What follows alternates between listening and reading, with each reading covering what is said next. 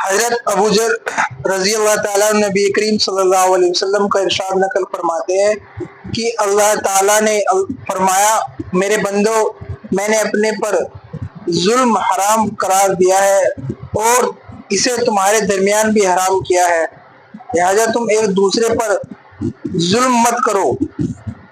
میرے بندو، تم سب گمراہ ہو سوائے اس کے جس کے میں ہدایت دوں، لہذا مجھ سے ہدایت مانگو، میں تمہیں ہدایت دوں گا۔ میرے بندو، تم سب بھوکے ہو سوائے اس کے جس کو میں کھلاؤں،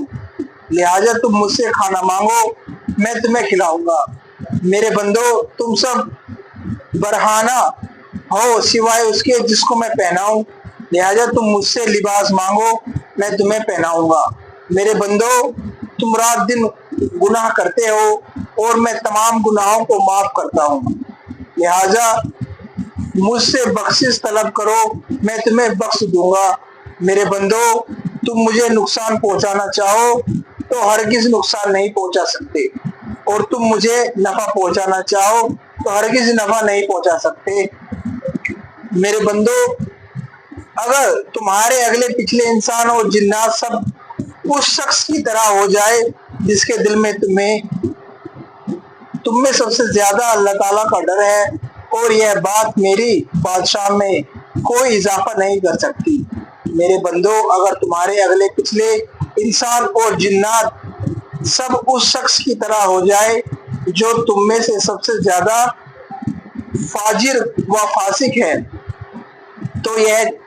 چیز میری بادشاہت میں کوئی کمی نہیں کر سکتی۔ میرے بندو، اگر تمہارے اگلے پچھلے انسان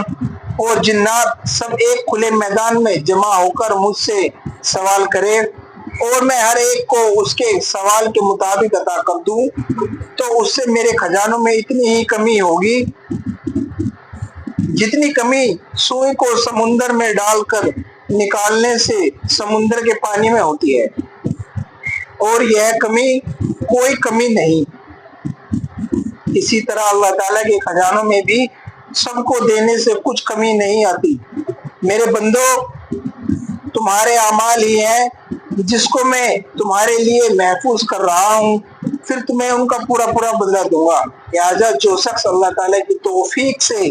نیک عمل کرے تو اسے چاہیے کہ وہ اللہ تعالیٰ ہی کی تعریف کرے،